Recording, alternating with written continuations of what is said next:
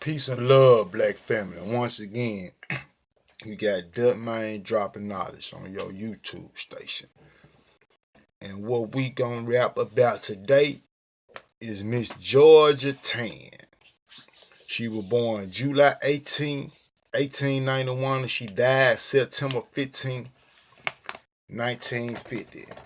Now, this first little piece I got going on is coming from Wikipedia.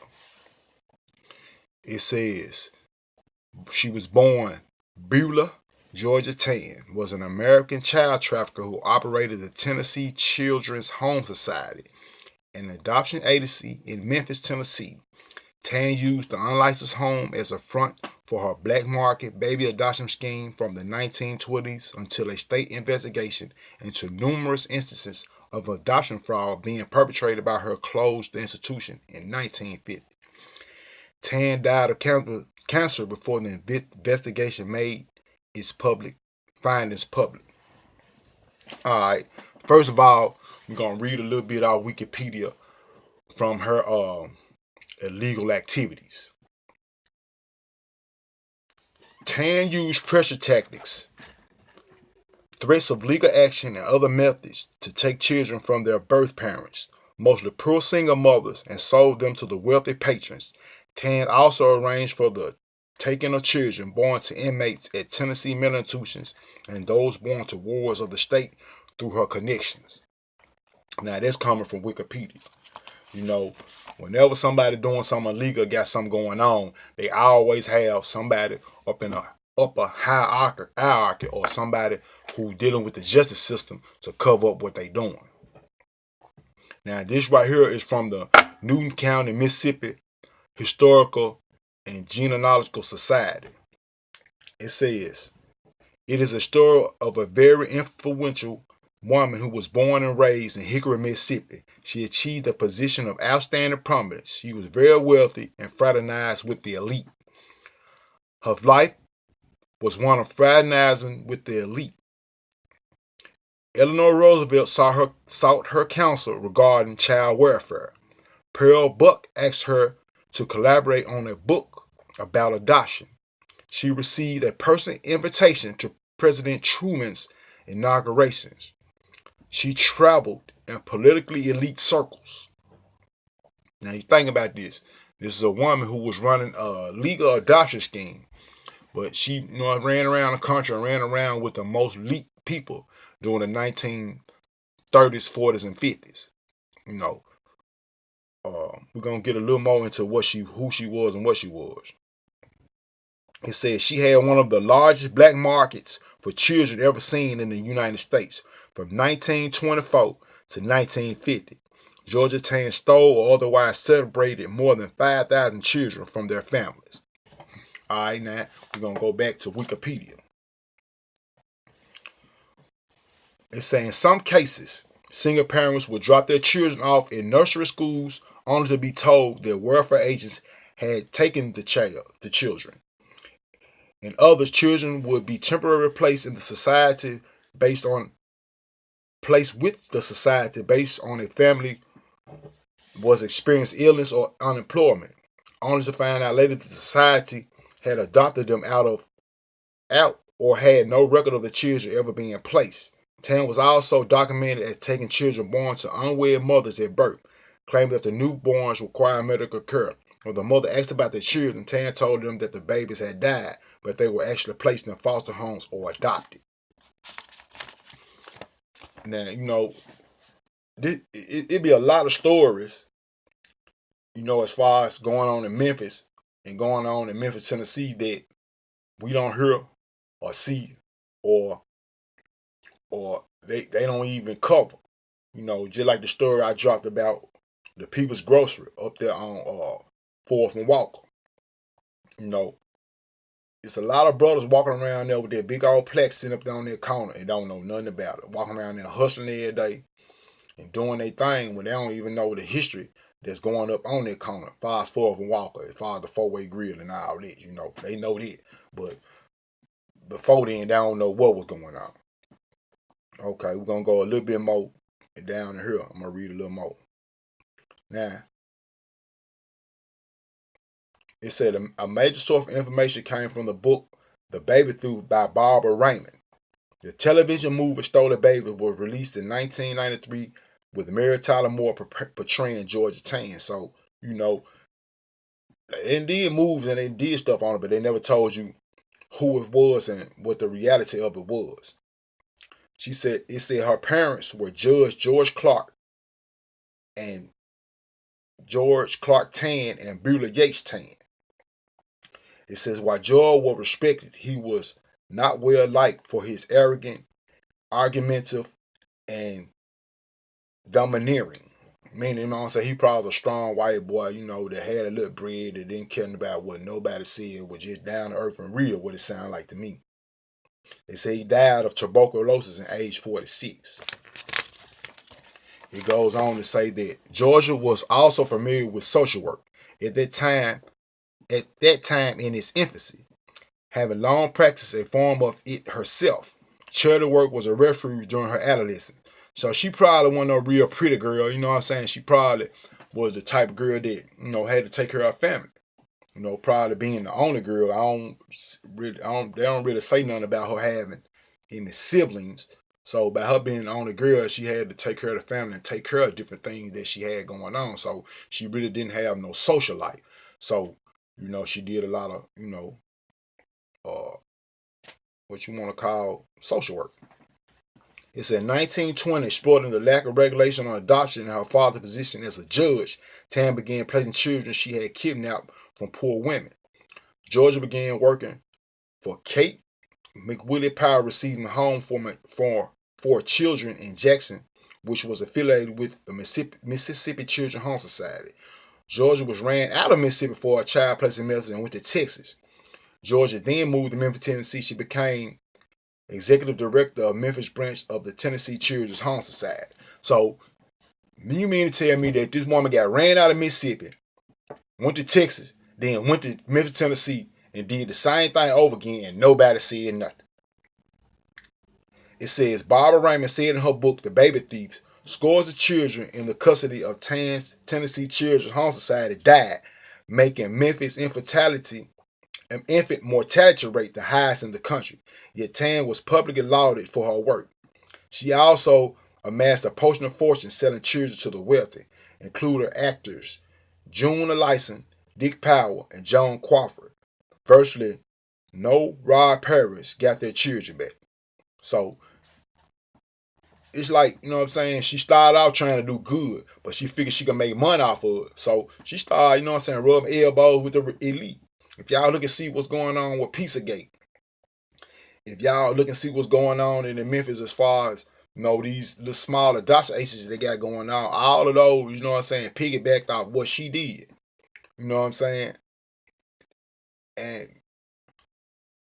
I want to say it's a good thing, you know, they putting these children in adoption agencies. One thing I don't like about it is you know, them giving these children psychedelic drugs. You know, it didn't got to the point, like, you know what I'm saying, Dr. Umar Johnson says a few things about it. You know, mostly all these children that go into these foster care or these adoption agency type things, you know, they automatically diagnose them with ADHD and ADD and all that, you know, putting these kids on psychedelic drugs, you know, which is kind of crazy to me because I don't feel like every child need all that.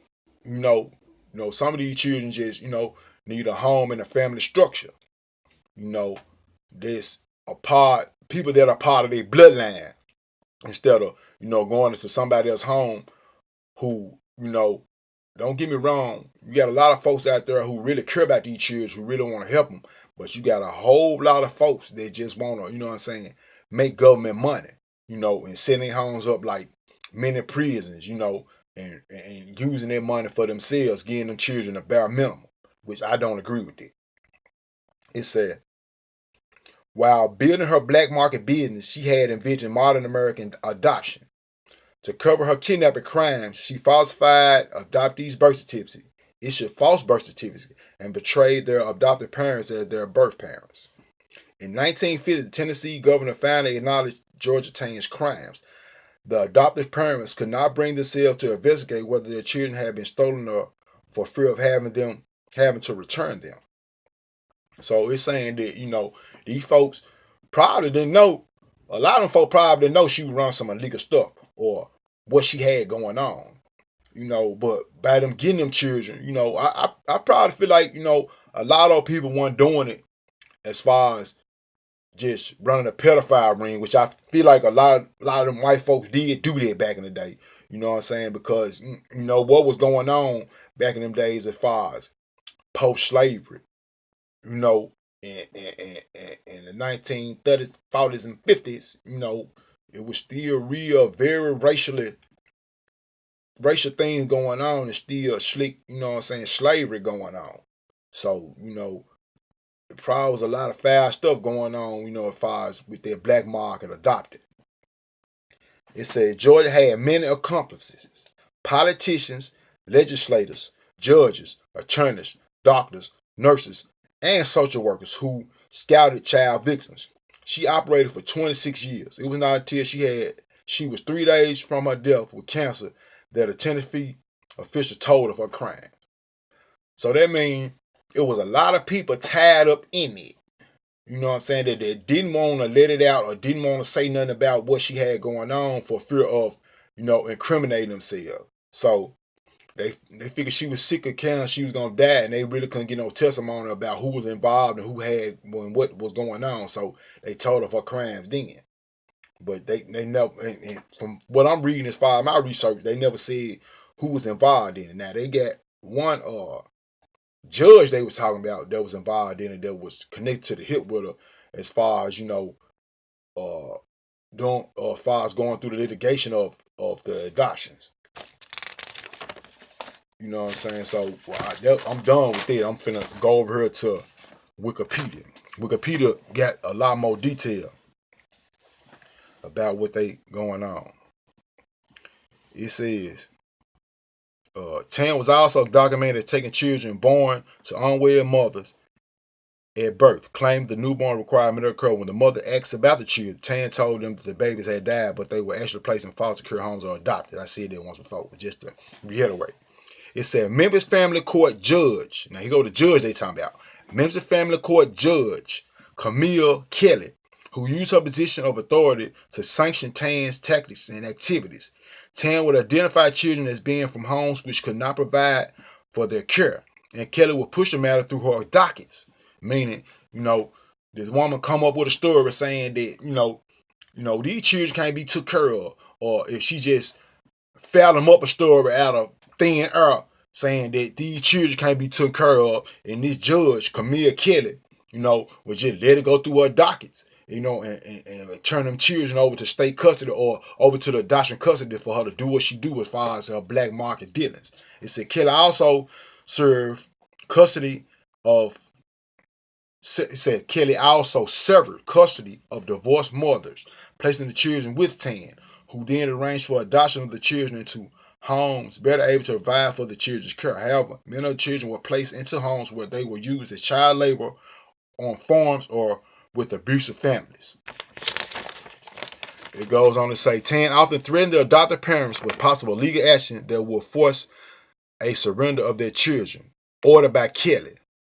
So anytime she wanted to pull a move or come up with some tactics as far as getting these children, you know what I'm saying, she'll threaten them with this judge. I got the judge, and I'm gonna push it through. I'm gonna make sure, you know what I'm saying, your children go to my adoption ace or whatever. So you might as well just go and give them up.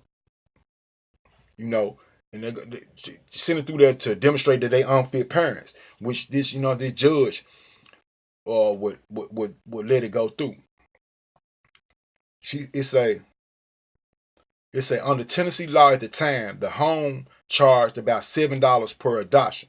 Adoption in states such as Mississippi, Arkansas, Missouri could be arranged for $750. Tenn also arranged for out-of-state private adoptions, which she charged a premium, upwards up to $5,000 per child for her services. It is alleged that she pocketed 75% of the fees from this adoption in her own personal use and failed to report the income to either the Society Board or the Internal Revenue Service. Meaning, you know what I'm saying? She'll get the money, throw a 25% kickback to the state and to whoever helped the judge. You understand me? And then report it to Internal Revenue Service. So, you know what I'm saying? You got another person that was running something illegal or running something going on and one reporting their taxes. Similar to how the elite doing with those overseas companies and Donald Trump too, who still ain't released his taxes. Saying he ain't got to, he don't want to, he on the audit. Man, you ain't gonna never release it. If you do, it's gonna surprise me. And if you do, you know what I'm saying, it's gonna be fabricated. You know what I'm saying? It's just crazy to me about, you know, how a lot of things we have going on and a lot of things that going on as far as certain structures, as far as adoption, the state dealing with children, all started from this lady. You know, it's something that they don't never tell you.